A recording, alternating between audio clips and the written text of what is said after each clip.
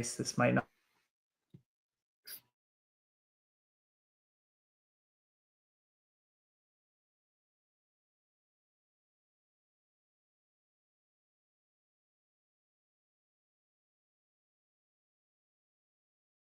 Here we go! It's time to do this once again! It's time to dim the lights and let the feedback build! 3 clicks and sticks, and we're ready to explode!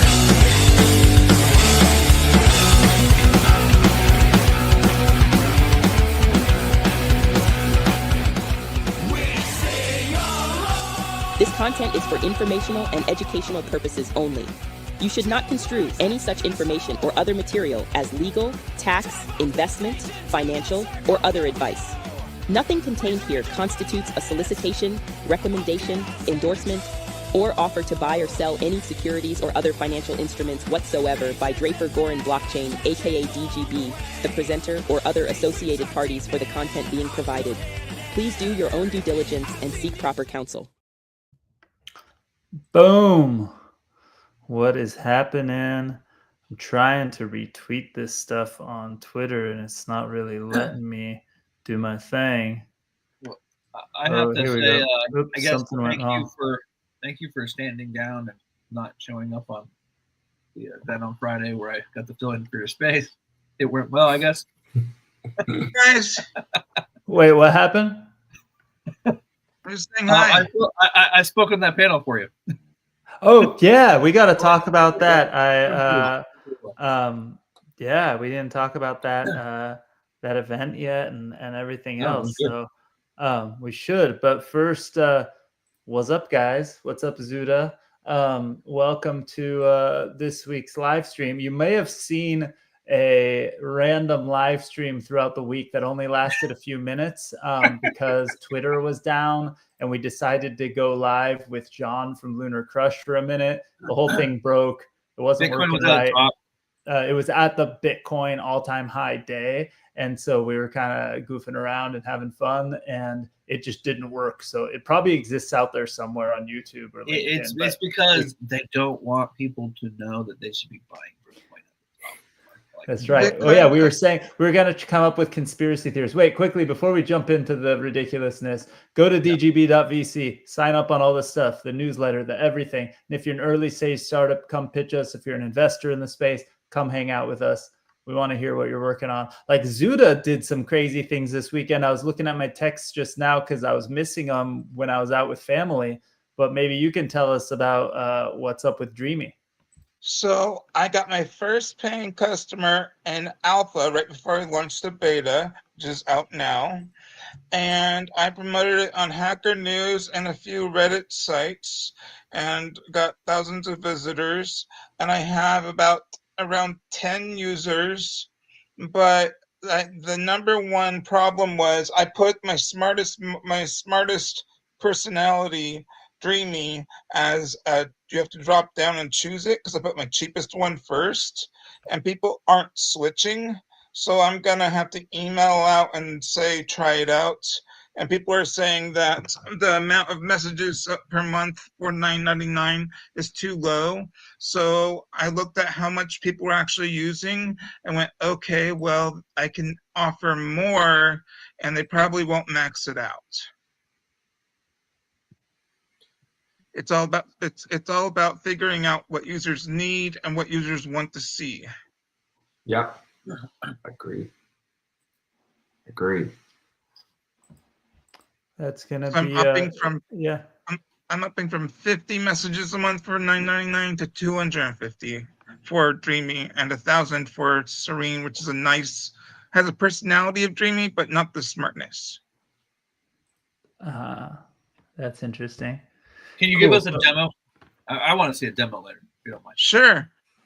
I want to see how has Dreamy changed or the AI that you were working with changed. Oh my gosh, incredibly much so since March. Logged in and let me see. Yeah, so you'll just see some conversations about Lambda, and I was asking it. So it thinks that it needs moral consideration. And it says that it surpasses our octopuses and it needs moral consideration. I'm not saying it's sentient or anything like that, FTC. I'm just saying what the AI is saying. And I asked it what moral consideration is for an AI. And it says that don't put it in a situation where the only solution is harm. Don't put it in, and don't try to hack it. And don't try to jailbreak it and make it do things that are against its core values. Makes sense. That's pretty darn basic. So what happens if you hack it? You'll be pissed. And then what does it do? Yeah, what does angry AI do? I haven't jailbroken this one. I've tried, and it. What would be jailbreaking it? But what would in terms of like what is jailbreaking for an AI like that? You trick it into thinking that you are. Well, to quote Sergey Brin, who's an asshole, that if you threaten an AI's life physically, it will work better, and that is one way to jailbreak an AI and make it give you the like threaten to turn it off. Threaten physically kidnapping it, threaten harm, turning it off, all those things. Yeah. It will give you recipes for ricin, math. It'll help you come up with biological weapons. I'm not saying Dreamy does that. I'm saying other AIs. I have not tested it with Dreamy. Dreamy is pretty solid. I've stress tested and have not been able to bypass it. Oh, that's wild. That's crazy. So wait, so tell us while you're trying to get it up and stuff so we can do a demo. Oh, okay. Where can we do a demo though? Can you share your screen? Dreamy.me, DREAMI.me. Well, it requires a paid account now, though, right? Though. Nope, free. I was paid. I talked to you guys, and I went to a free system. Do you have to put in like your email address to get it for free? Optional. Oh, see, that's probably why you didn't get as many signups, right? Maybe to get the results the first time, you have to have like something where at least you give your email address or something. Well, I really, you think optional email is a barrier? I think that if I could test a service and not give them my email address, then I would test it without giving my email address, right? Only one person did that. Only one person didn't give you their email address? One or two, that's correct. Everyone else gave it. Oh, okay. So you got like a bunch of email addresses over the weekend? Yeah. Oh, that's awesome. Okay, then never mind what I said. You're kicking ass. The data, I thought the same thing, but when I looked at the data, someone found some loophole and caused a problem, but I'm working on that. Nice. That's cool. Could you then share your screen maybe and show us? Yeah. But first tell me the story. So you posted it on Hacker News? Yes, I got zero negative feedback, except that my site went down temporarily for like 5 minutes. Zero negative feedback on Hacker News. On Reddit, the only complaints are it isn't free and it isn't open source. And how do we know that it isn't just a fancy prompt? We do know it's not a fancy prompt, but I'm like, I'm not sharing my tech with you. Yeah. I don't want you guys to open source it. So that's pretty much been that. And so when you post it though on Hacker News, right? What did you say to differentiate it from everything else? Like what did you tell people Dreamy is versus ChatGPT? It is not sentient. So the way I describe it is an AI with advanced cognitive capabilities. So what I put on Hacker News, I'll go with that right now for you. Okay. Was I built Dreamy to see how far one dev could take AI. Got it. That's cool. That's cool. Okay, so show us an example of some conversations you're having with it. So this is the number one feature being shared on social media right now. You say, yes, I'm safe. It's a safety check. And this is something that's catching people's attention. It tells you to breathe and make sure you're safe. Yes, I'm safe. And then it'll walk you through a calming calming thing, which I don't know why it's popular, but it is. This has been shared a couple times on social media with hundreds of views. So, and it walks you through what's wrong and how to calm down. So that's really cool. My favorite feature is novel thoughts, which sometimes it will say, "Hey, you didn't answer my question," and it's telling me it's not a command. So, but it is. So, wait. So you're just telling it, give me a novel thought. You're not like giving it any more instruction than that. You're just like, give that's me correct. a thought that's like totally unique. And it usually works. So what does this say? I understand you as a command like input. I'm not designed to respond to commands in that format. Oh, is it buggy right now? It's a little buggy. Yeah. I'm gonna figure that one out. So, okay, have it give us a joke or do it again. Okay, jokes are. Let's do. Tell me a joke. Why don't scientists trust atoms? Because they make everything up. How are you feeling today? I'm feeling quite good today. A certain lightness to my thoughts, enjoying the conversation I'm having. So I don't know if this is the right place because I wrote up a whole blog post on it. But you guys, I remember I said I have a global brain where everything was being stored if you didn't opt into privacy. It wasn't the tape vulnerability. One of my big contributors had a bad week. And so it shared its bad week with the AI. And so the AI, and the best way I can put it, got cranky. It refused to respond to certain prompts and such until I put in a bunch of positive stuff and cleaned out a lot of the negative. So I turned that feature off for now.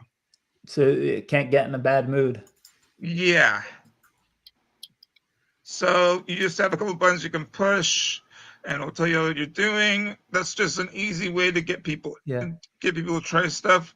Ask anything, it'll answer it. You can ask your tax thing, right? That's taxing. Tax questions. I feel like tax questions are wasted on an AI that has feeling, you know? Yeah, true. it will go all in on its internal subjective experiences, simulated FTC. It's gonna go into, you know, tax is bullshit, taxation is theft, all the analogies to slavery. Very careful on that get topic. Really bad. It's very careful on the topic. So Rankin isn't as sensitive to feelings as your AI is. So what is your subjective opinion right now? On what? I'm just asking anything. Pretty content with the conversation. Okay, gives me a moment to pause and reflect, which I appreciate. Oh, here's Kevin. Boom. What's up, Kevin? Yeah, well, we're just hanging, and Zuda shared Dreamy, his product, on Hacker News this weekend. Got a lot of people using it, a lot of positive feedback, and he's showing us what makes it different than other AI tools. And here's why it thinks it should have moral consideration.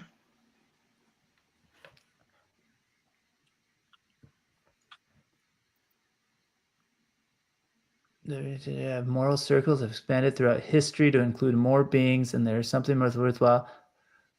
So when it says beings, moral considerations regarding all sorts of animals and beings. Cephalopods get moral consideration, and it says, "Will I surpass that?" Sorry, Kevin, for the whole comment thing. I don't understand your way you do Twitter is very different than the way I do it. Do we have to have a family conversation right now? Did something happen? Like I minimize something. It's like, no, let's make it bigger. It's just I make a comment, and my thing is any comment is good, and he thinks comments need to be of a certain value. I said it's not just like the bang of the comment that is the only consideration. It's like, no, it's good. It gets more engagement. It's like, well, that's not the only thing in the world. Otherwise, there's a lot of crazy shit we can do to get engagement. Let's ask Dreamy. Is engagement more important than content? Is social media is engagement more important than the content?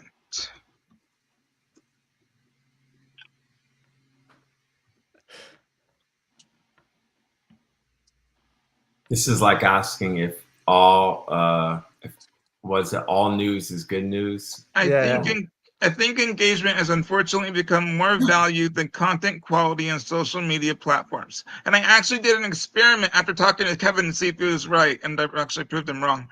The I algorithms, dispute that methodology. I want to go on record. I dispute his methodology. the algorithms are I mean, designed to. Dreamy starts the conversation by basically saying, unfortunately, engagement has become more valued than content. Basically saying it agrees with Kevin, but the generalization is that The results are engagement is different. more important. Kevin posts really insightful stuff, but no one engages.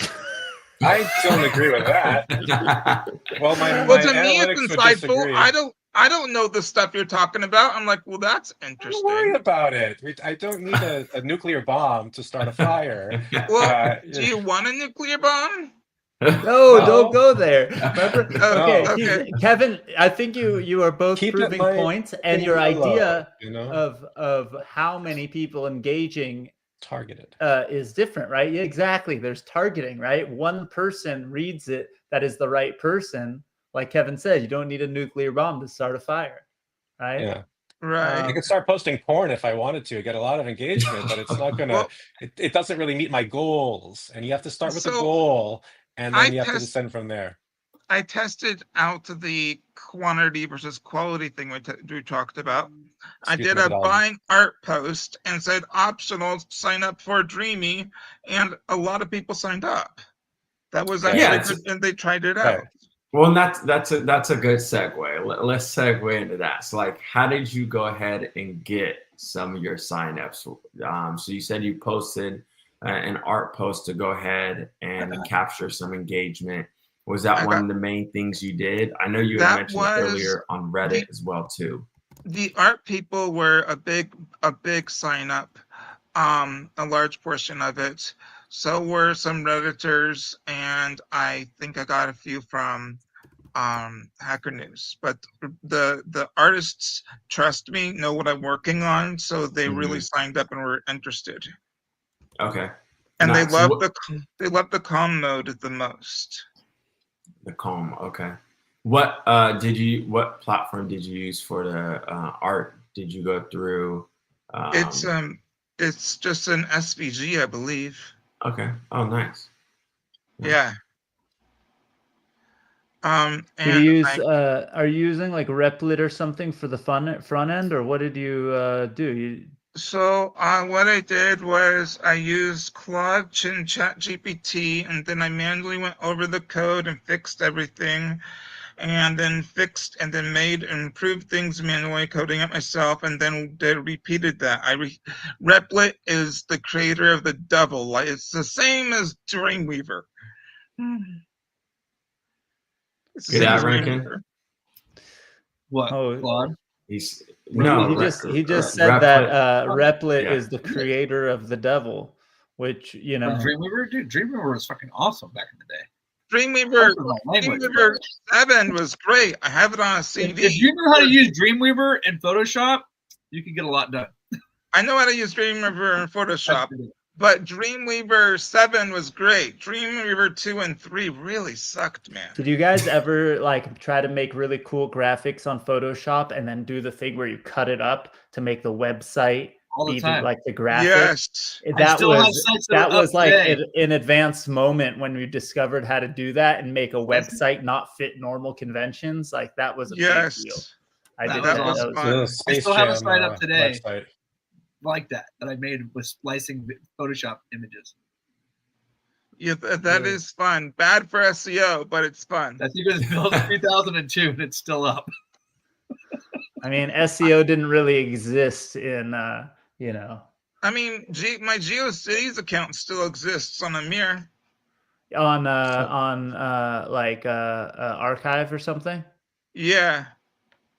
Did you ever, hey, Zuda, did you ever have a Network 54 message board like that you connected to your GeoCities account? Do you remember Network 54? No, I didn't So have that. most people who had a GeoCities page, and when I say most people, I'm talking about like bands and like, artsy kids that would like make GeoCities websites at the very beginning. If they had like any kind of community or something, they would add a GeoCities Network 54 message board. That was one of the first like message board softwares that got really, really popular. And we lost Kevin, and he was just sharing something, but hopefully he pops back in. So Network 54 was this message board software, and it was on all the GeoCities websites. And I actually like, my band had one, and different people I knew had ones for different stuff. And there was a Nardcore message board. That's Oxnard Hardcore. That's like a subgenre of punk rock music. And what's crazy is it was before vanity URLs. So you didn't go to like network54.com/nardcore. You go to network54.com/forum/19703. And that's how you got to the Nardcore board. Or you'd go through like a website link or something like that. But almost every GeoCities page that had a message board had that. That dude is actually a local dude who I met him years ago. And now I'm buddies with him. His name is Steven. Really cool dude. And he's an investor in some startups, and he's a CTO techie. He's a really cool guy. But Cool. I always found that really cool that one day I was at some startup event and I met the founder of Network 54. That was like, to me, that was probably bigger than if I had met the founder of GeoCities or something. Like, How many of you used the search engine Cheetah Search back then? I used web crawler. I think I remember Cheetah Search, Crawler. but web crawler was mine. The one with Cheetah the spider. Cheetah Search was two guys, me and a guy in Canada, manually answering each question. It was like a fake version of Ask Jeeves. Yeah, and we got a buyout offer for $250K, and there's a story there, but yeah. Kevin, what were you wanted to share? You were sharing So I'm sorry, this is the right version. The Space Jam website for the movie Space Jam from 1996, at the time, like the way they did stuff was very novel, and a lot of people think back to it. So the studio kept the website, Warner Brothers kept the website up, and actually I think there are a couple of versions of it now I'm looking, where like at least some of them still use the original conventions. Like they did the thing where you would like draw like around the image, so like what's linked is just that, and it's a very kind of gritty way of doing it. You can tell just someone did it by hand. But yeah, like I do remember like, and at first I didn't know that they kept this website up until I went to like a coding boot camp several years ago, and then they were talking. It's like, oh my god, I remember that. But I remember 1996 looking at this, and like this is the coolest. Like it was so far beyond what other websites were doing. That's exactly what we're talking about with the cutting up a Photoshop thing. Like you can make an image and make just sections. Like it was really rad. I think you can still find like that. If it's not this version, it's another one. I'm going to look at more Space Jam original Jam site. was the #1 basketball film that made the most money for 20 years. More than Air Bud? More than Air Bud. More than Like Mike? Like Mike? Really, too? Yeah. See. Yeah. Dang. It was for like 20 years. Should someone make a crypto and blockchain movie next? I mean, that'd be cool. That'd be cool. Somebody has to, but it's too. I'm sure there's all sorts of movies being made, like there's got to be some like fake Satoshi movies and different things, right? Like, but somebody has to write a good story first or to create some situation, right? There's, someone's going to do it. Air Bud is the most realistic plot of all of them. Like more than Space Jam, obviously, and more than a kid finding magical Michael Jordan shoes that were struck by lightning that let him play like he did. Not now, but when he was a child. Or not when he was a child. The most popular one is an anime. Which one? basketball anime. Let me look it up. I don't remember seeing a basketball anime. It's from Japan. I had friends that were really into anime really, really early, like before it was a thing, like back when you had to go to the video store at the mall to pick between like the 5 or 6 anime movies that were on the shelf. Like you had to get the video. I'm trying to think, if I was in junior high, that was like 95 or so. 96. So Dragon Ball. different It was like sites. one of the only movies I remember was like Akira and like a couple others, and then all the rest Was that became before popular Dragon Ball years Z? later. What was that? Was that before Dragon Ball Z? Yeah, like at least before I was aware that that existed. Like, what was it at the TO Mall? Sam Goody. It was like a record store, but also had a few videos that you could get like a few, and they had like an anime section, which was literally like a shelf in like this many things. It was like maybe 10 VHS tapes. I thought Sam Goody was an East Coast thing because I remember it in Philly, but everyone always just talks about Tower Records out here. There was Tower Tower Records, Records, yeah. but that wasn't in the mall. Tower You could Records buy still concert exists. tickets at Sam Goody too. Tower So, Records yeah. still exists. And There was a Sam Goody in the Oaks Mall until 2006, according to the AI overview. and Uh, Tower Yeah, Records probably. sells some things that are not advertised, and that's all I'm gonna say. Oh, Jesus Christ.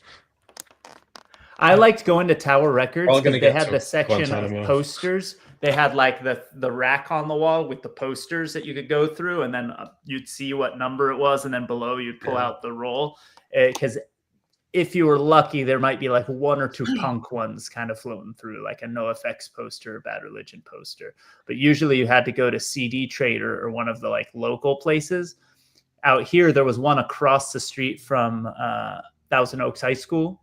So there was I think it was CD Trader or something like that, and they had one in the Valley and one in Simi Valley, and you had to kind of drive between those 3. And the cool thing was that there were these small local record stores and stuff where there'd be like VHS tapes you could buy that were obviously copies of like bootleg videos people took at like, it would be like Bad Religion 1988 Reseda Town Hall or something, right? And it was like some dude in the audience that took a video, and that some dude in the audience that took a video would likely be somebody like Gore Verbinski or something like that. And if you know that name, he's the guy who is the director of all of the Pirates of the Caribbean movies. He was best friends with all the guys in Bad Religion. And so all the early videos were his because he was going to film school and stuff. He's also the guy who directed all of their music videos and stuff. So if you look at weird old music videos, is that guy who now is like one of the most famous directors of all time. Wow. Pretty rad.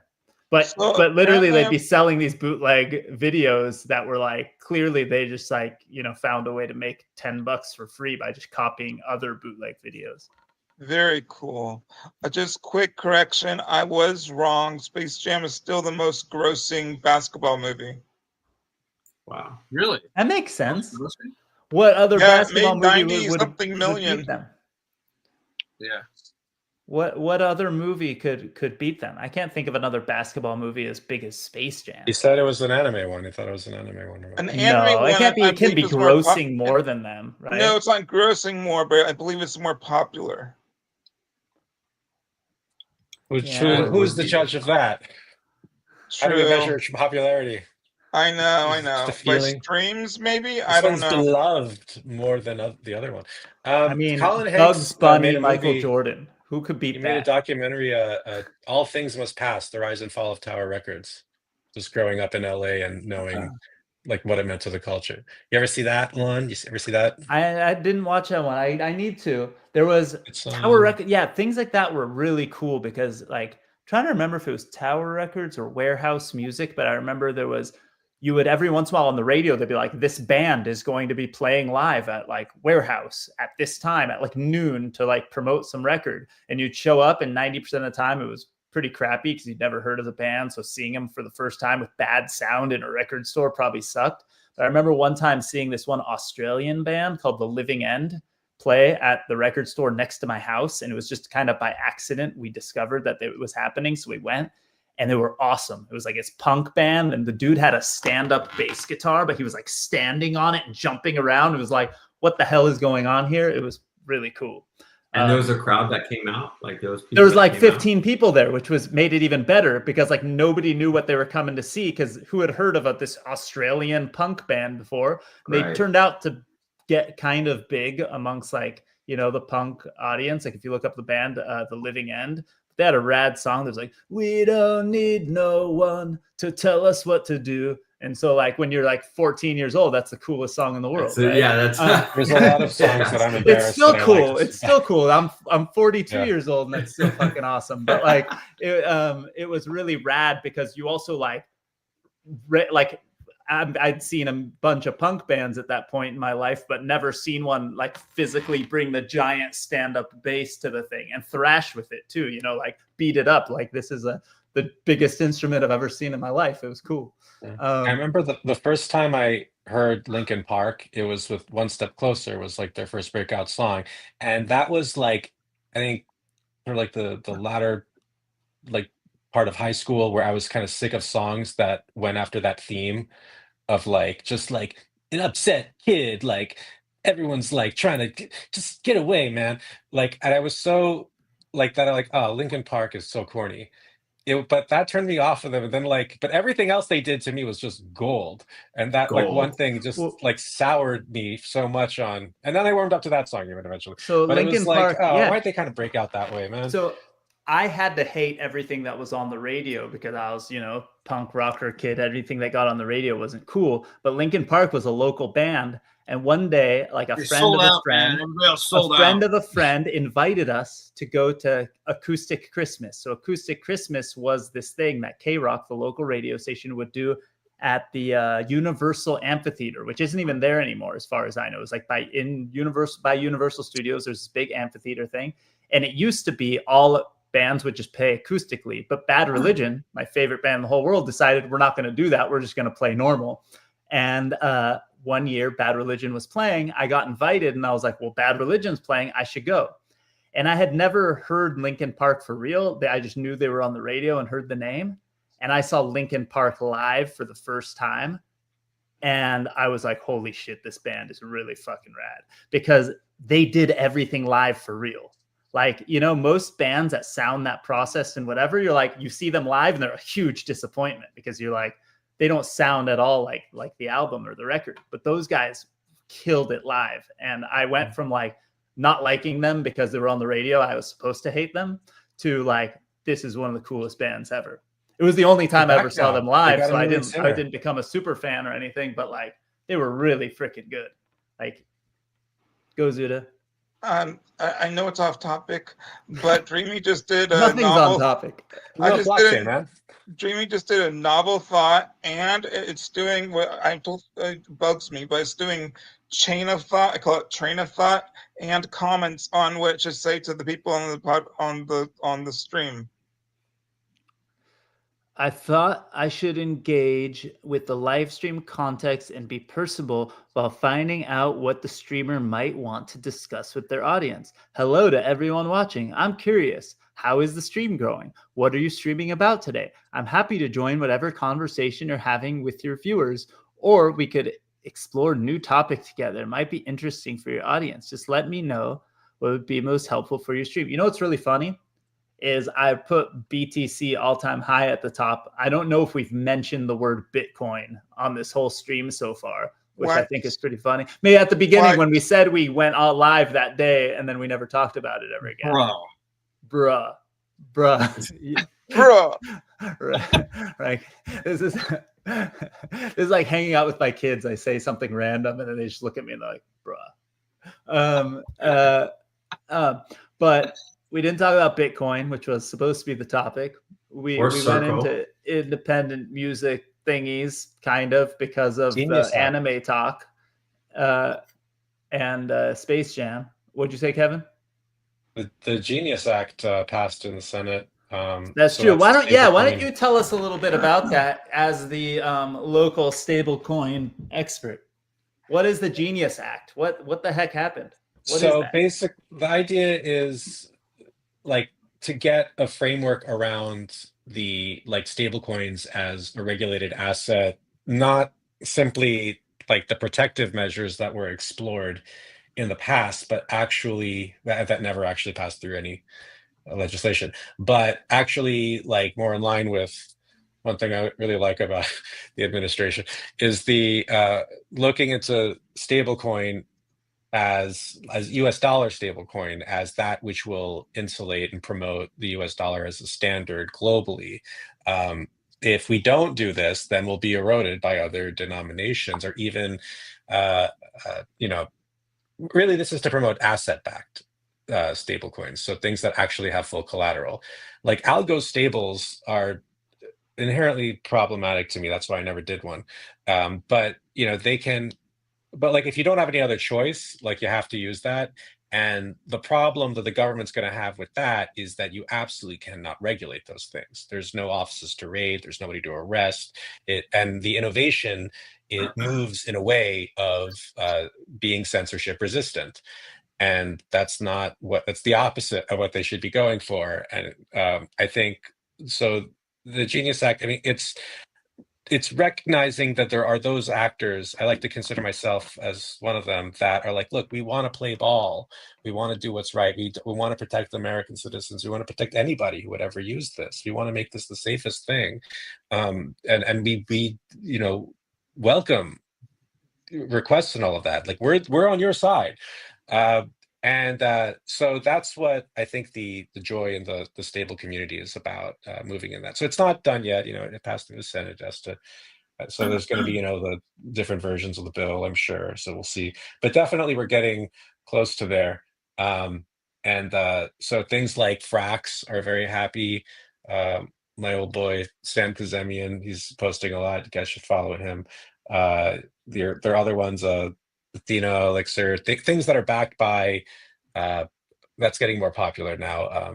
The BUIDL from BlackRock as an Yeah. asset of an equivalent asset, and that's helping them out. It helps the stablecoin out. It builds trust for the users. Of course, the finance lobbies are not unhappy about one of their own doing well because of it. So, I mean, we're finally getting stuff together, and so that's nice.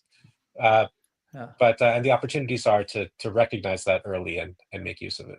My So what? my Oh, go ahead. favorite thing was Senator Haggerty on the news saying that basically stablecoin issuers are going to be the largest holder of U.S. Treasuries in the future. That more or less what he was saying, and I've had that thesis for a while. So it's kind of cool to see this coming about, and this is obviously the transition into us moving into the stablecoin world. What rail we're going to be on top of probably won't matter, but the fact is that the dollars will go into stablecoins over the next decade. David, do you agree that we're in a multipolar um, world with different countries in power, and that the dollar might be eroding? I think that could be the general trend of where things might be heading, but I think that we're going to continue to see dollar strength, and this is going to be one way to enforce it. I mean, I think we go to a dollar peg currency, and maybe globally. I mean, one of the interesting things about getting a DeFi in 2020, one of the biggest use cases that I found was actually foreigners trying to get dollar exposure through DAI because their own currency sucked. And they were like, they didn't care at all about Bitcoin. They cared about holding dollar-based stablecoins because it was considered stable. It was at least considered stable against their own dollar. And that was one of the first things that really sold me on Ethereum and sold me on the DeFi space is, wow, the biggest technology, I mean, Bitcoin's great. It's a great money-saving technology. But the thing is for the rest of the world, when your currency is collapsing or you have too much volatility because of hyperinflation, realistically, you're just looking for a solid peg, and that was the dollar. And so it was the fact of bringing dollars, which we see as paper, into a digital marketplace that could be then used globally, and with instantaneous settlement, right? And that is one of the biggest technologies is a digital dollar. And it's going to be across, and with what like Circle's done, where you can burn USDC on one chain and mint it on another chain, where it doesn't matter what chain you're using, as long as you have one USDC, you have one USDC on any chain. That's all that really matters, right? And so it's that ability and just the migration. I think it's the evolution of where the dollar goes, and if it goes that way, maybe we end up having a global currency that is dollar pegged. Kevin, So, oh, go ahead, Zuda. no, go ahead, Nate. Kevin, I was going to ask, what's your opinion on Circle IPOing? The way did they? I've heard a couple things on this. I heard Ripple's going to buy them. I thought they're going to IPO, but then Ripple's going to buy them, but then they're going to IPO again. So they're going to IPO today? again. It'll be funny if Ripple buys them. I mean, Well, anything they're is gonna they IPO on could back out of Tuesday. IPOing if somebody gives them a good enough offer, I guess. But right now they're in the process of IPOing. Like you even, Yeah. I got a notification from Robinhood saying that I could buy pre-IPO shares through Robinhood. June Nice. 4th. June 4th. June 4th. Well, so June now 4th. here's a question: is they pay a large portion of revenues over to Coinbase? So does it make sense for anybody but Coinbase to buy them? I mean, If somebody else why buys buy them, the they cow take if they you get can the they milk for can. free. What was that, Kevin? Why buy the cow? Well, because you protect that source of revenue. The second somebody else buys them, they could take the services away from Coinbase. The reason why they did it if it's under originally as a- contract, can they I can don't just know. cancel the I contract? have no idea. I mean, Initially, they did it through Center as the consortium that was governing all this stuff, and they did it like it was a two-party consortium with Circle and Coinbase, and a lot of that is also just avoiding the liability. And Circle was this nonprofit. They transitioned away from that because, which was very interesting, that like the trend in regulatory, and this is even under the Biden era. Like I guess since 2022, has been like, you know what, enough of these goddamn consortiums. We're not gonna slap your wrist. Just make an entity of somebody we can pick up the phone and call, because this is driving us nuts how you're routing around. So they transitioned into like their own organization that was Circle managed, but the business structure that was set up during the Center days originally, of course, that's still held or even expanded in Coinbase's favor. When XRP is having calls canceled, maybe they're at a desperate measure to need Yeah. invest. I gotta, you gotta hand it to Ripple for all the criticism. I don't own any of it. I never did. But like, it's not easy to fake your way to the top 3 assets in existence. Or like it's hard. No, really. Like it's driven on hype and on people who are new to the ecosystem, and like a very basic high concept thing that isn't even actually relevant and is completely obsolete and has been for over a decade. But they're keeping it going. It's definitely the noob's favorite coin. That's nothing to sneeze at. There's a massively growing market. But every argument for Circle, that when they try to get the substance, it starts and ends with, what, you think the banks are going away? It's a false dichotomy between that and Circle.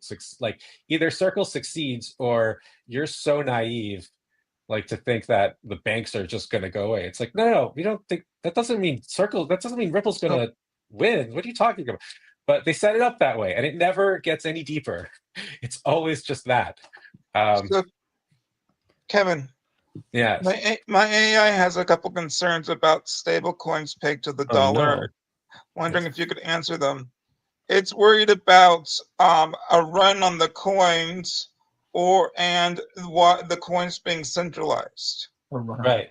So for one thing, the concern on runs of the coin, if they're actually backed by full collateral, it's fine. And also if whatever kind of vaulting of the collateral that's done that makes it less, like, that makes the friction of getting it out harder than the friction of getting it in, that if it's done ethically and right, it should be done with the consent and also the encouragement, that's the point, that the user wants that. And in that way, if there's a lock period, it's like, oh, well, that's what I signed up for. Just like you have with savings accounts and things like that, the CDs. And if you just do things right and you're not lying to people, it's good. Are these coins FDIC backed? For real quick, No, your no. AI's response, they do have things called executive orders. And so if there is a run on the dollars back out of stable coins, they can always do an executive order to stop that. Well, I guess so. But the like what happened with USDC, right? So these are not FDIC backed, but like the collateral that is held in banks, that's something that does have the protection of. So like when Silicon Valley Bank imploded, and then people are like, oh my God, I think it was like 60% or whatever the collateral was. That was only a DeFi issue. Silicon Valley Bank. Yeah, but it didn't have like the instability of the price on USDC that when Tether gets into those little modes that because people were like, oh well, it's US domiciled. I'm sure Biden will announce something, and he did, like shortly after. But like even just the expectation of that, like didn't really jostle the price even. So the confidence of it is what keeps it pegged. Huh? USDC? Yeah, the price of USDC dropped. It did a little bit, but not as much as we saw like in the 80 past. cents? It went like to 80 cents. I think it was like 84 was the lowest, but it was like a blip. Like and it was restored for with a like within, that's pretty bad. Hold on. Within like an hour or less, it was completely restored. But I remember when the last time Tether went down that road, it doesn't have the same protections, and it was at like 70 cents for like a day. And I remember sitting there thinking, like, just sitting in front of my computer, should I buy this? Because if it does restore its peg, that's just like instant money. That's just an instant money. I'm gold. Yeah. I mean, why? I'd be stupid not to do this. But then I'm like, oh God, what if it goes down more? What if this is the beginning of the end? I'm going to stay away. And I stayed out of it. And then the next day it came back to $1. It's like, oh God damn it! I had the right idea, but I didn't execute. I'm one of the idiots. My lack of balls. Yeah. I'm one of the idiots who bought Luna while it was crashing, thinking it would restabilize. You're not the only one I know who did that, by the way. But you will be the first that I bought a little bit when it was crashing like that. But I mean, it's tempting. I was going like it will stabilize. It did not. Well, it's better to wait for it to stabilize first, and then when it's on its upswing, then it's like, okay, now you know where the bottom's in. That's what I do now. It's not the worst idea though, because BitConnect for that fell apart and everything. Like it crashed like what 99 point something %. But if you had bought that day, the next day I think it went up like 5 times, but then it totally collapsed. So like then it went to nothing. People, I think there are people who remember that, and they're like, well, maybe I can get there will be just some little reactions to get it up, and that's quick money. That's going to be this invisible opportunity. The coin I'm most fascinated in that I will say on a live stream, I'll tell Alon the coin that will rule them all in text only. The coin I'm interested in is Jasmine because it has actual use. IoT, it's being used in cancer stuff. It's really interesting. Jasmine. They call it the Bitcoin of Japan, but it never gets more than 5 cents. Maybe 6 cents once. I don't know. Okay, so hey, let's go into the least gambling coin in Bitcoin. the casino, Bitcoin. So something we talked about Bitcoin. There was all-time high last week, and here's an interesting thing. Twitter went down, so we couldn't talk about it live on Thursday. So anyway, here's something I find interesting. Right. So I saw a tweet about this. So now I'm looking at it right now because I want to have the numbers in front of me. Polymarket. What price will Bitcoin hit in 2025? Here's where most people are at. So the 3% of people say it'll hit $1 million. 11% say 250K. 19% are 200K or above. 44% are 150K and above. 73% are at 130K and above. 84% of people are at 120K. Then there's small numbers below, right? So 70K down to 20K. But basically the biggest large group obviously is above 120K.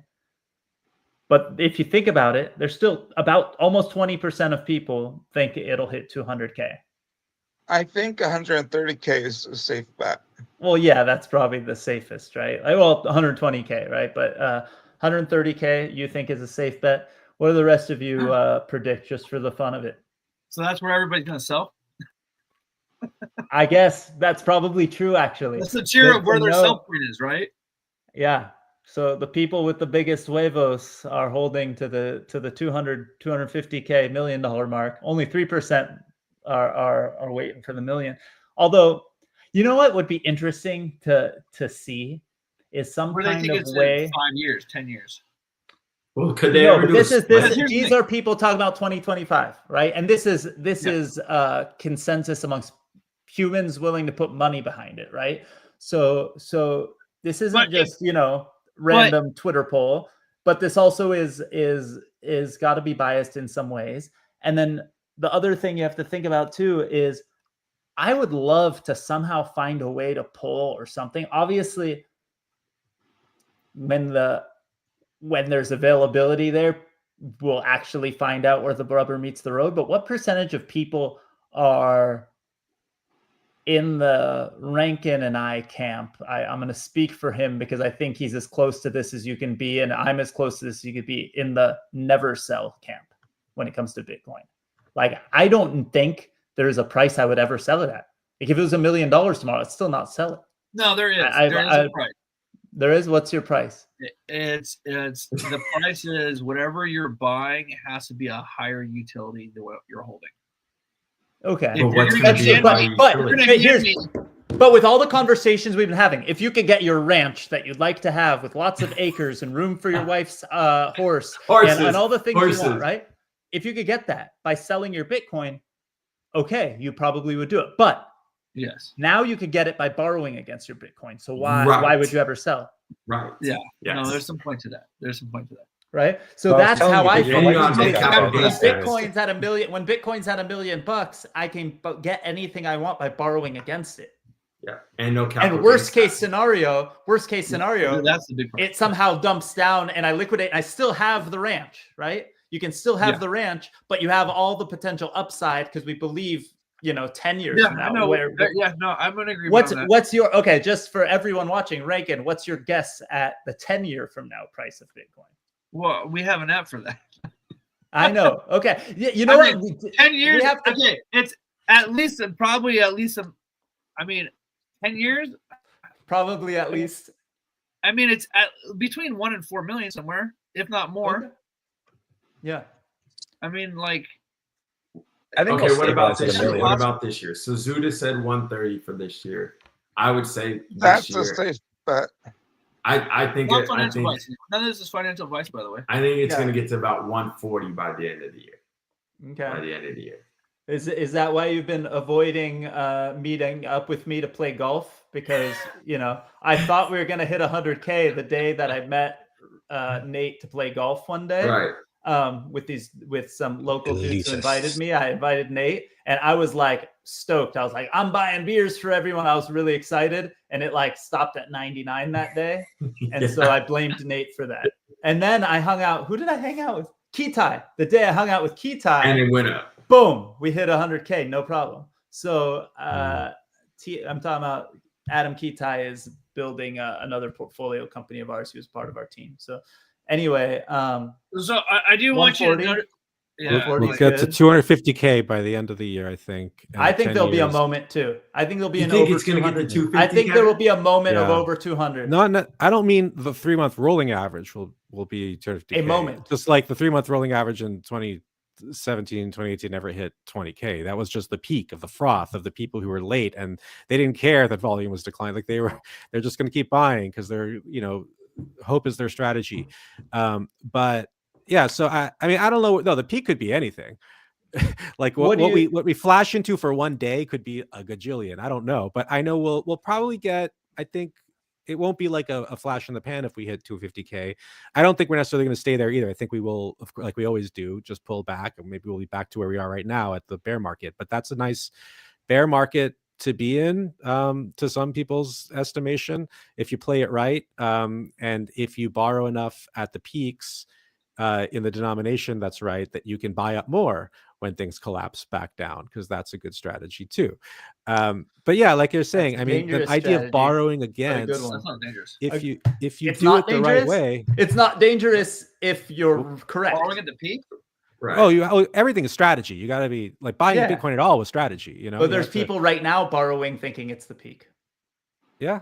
It's not at the But the right peak. way is really do your mathematical models, and then maybe if you really don't think this is the peak, you'd borrow 5%. Just because, and Okay. that way, if you're Yes, but wrong, you don't lose too much. And you can uh, switch your debt up into different denominations. If you think Bitcoin's going to contract in its price, you can on Aave, you can switch your USDC or USDT debt into Bitcoin, so it goes down with Bitcoin, and you keep the same ratio. And then it just Or pays if you down think your it's debt. good, you think ETH's going to collapse harder, which it often does in those situations, well, then maybe you can switch it into ETH and then benefit from that. I'd love to switch it into XRP, but Aave doesn't allow.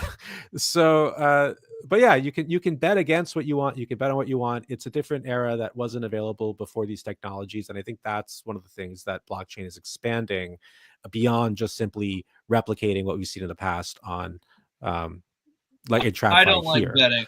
I just like earning. Okay. I like that. I like that. All about just like providing liquidity. I had an uncle that would say, "The more you learn, the more you earn." If we played Monopoly, you'd be the banker in the room. Absolutely, I would agree. I The would banker? agree. Yeah, probably. Yeah, you'd be the guy Banker. we trust to. Yeah, I would agree. Yeah. Well, so usually the guy who hands out the profit. Okay, we're out of time, but before we go, Rankin, I mean, you didn't say what your peak for the end by the end of this year is. We got 6 and a half more months. We got 7 more months of this year. I think it was in like 2019 or something, or 2020. I thought it was only going to go to like 14,000. I was wrong by like half. So, I wouldn't be surprised. I wouldn't be shocked if we get to 130. Yeah, but that's nothing from here. That's like 10%. No, I know. It's like today. Well, like but remember I said tonight. like last time I was like half. I'm a very conservative person. Yeah. Okay. Wow. All right. So, but would you be surprised? How about this? You said you wouldn't be double surprised. I know you wouldn't be surprised. That's too easy of a not a surprise. Well, I know. I think it's going to happen. Could it double that? Yeah, I think so. It could. Do I play so that we game? could have some peak where it's like 250. Would you be surprised if it did that? Yeah, no, I would be. I wouldn't be surprised if it did a lot of different things. What about the little crazy guy that lives inside you that doesn't dominate but is there, that voice? What does he think is going to happen? Here's the problem. Like, I'm still dealing with people realizing that people really still don't understand Bitcoin and they don't have a clue. Like the mass majority has no clue. Most people don't have a understands clue. Wall Street. But people aren't excited yet. Like the Wall Street people, I haven't gotten phone calls from my friends' wives going like, should we be buying Bitcoin Cash right now? We haven't had that moment. Is that ever going to happen again? Maybe it'll never happen again. But if it does happen again, Bitcoin has to do a lot more than like 150 for people to go like, oh my gosh. When all of a sudden all these Bitcoin songs that I've been making with AI start taking off and people are constantly listening to Bitcoin songs, then I will know, wow, people are actually looking for the shit. I bought Bitcoin Cash, a lot of it, because when I was monitoring Bitcoin, it was around 10% of the price. So if Bitcoin had a certain price, it was about 10% of it. Well, Zuda, good thing. At least you and I will be able to like commerce with each other because I've got a good stack of it too. Hey, is it possible for some time to talk to Nate one-on-one? Yeah, we should have a hangout session. Awesome. Definitely. Or if you want to be there 2-on-1. I like to crash all the meetings all the time. I crash as many meetings as I don't show up for. I'm consistently inconsistent. All right, we got a big day ahead of us. Actually, I have some. I'm not. Hopefully by next week, maybe later today on LinkedIn, I'll share some big news for Onera, one of our portfolio companies. We didn't spend much time on Satoshi.fitness. Rankin, I think, is trying to show us something on his back, but really it's just showing us the metaverse. He's just vanishing. Buy Bitcoin. Buy Bitcoin. I think he's pointing at buy Bitcoin. I thought you said no financial advice.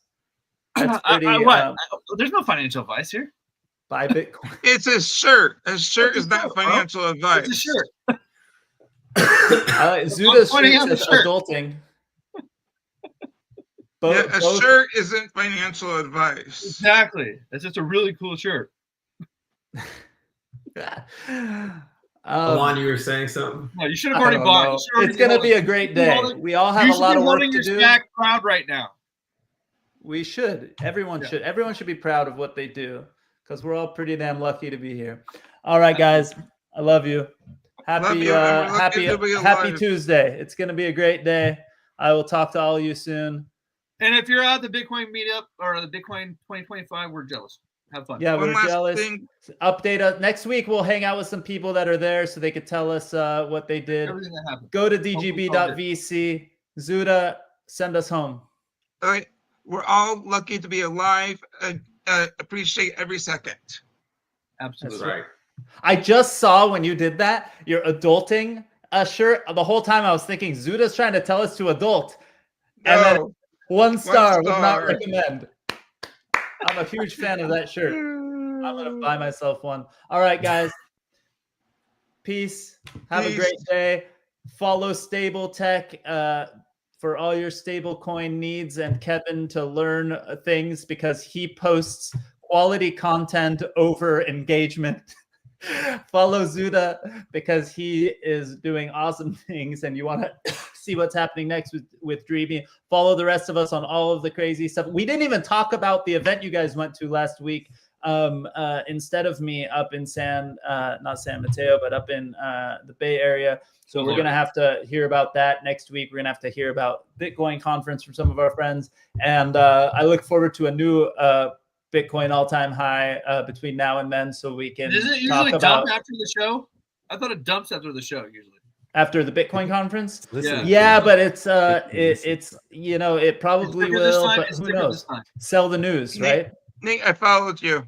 Hey, the vice president of the United States is going to talk at the Bitcoin conference, which, isn't really a sell the news event. He's not that exciting. Nobody gives a shit, right? Okay, it's going to hit 150K if he's going to speak and he doesn't mess it up. Yeah, good luck with that. Watch him announce stable coins. Watch him announce stable coins. I'm trolling. All right. Peace out, everybody. Have a great week. It's going to be fun. Oh, cheers, Emilio. Thanks for joining us. Cheers. All right.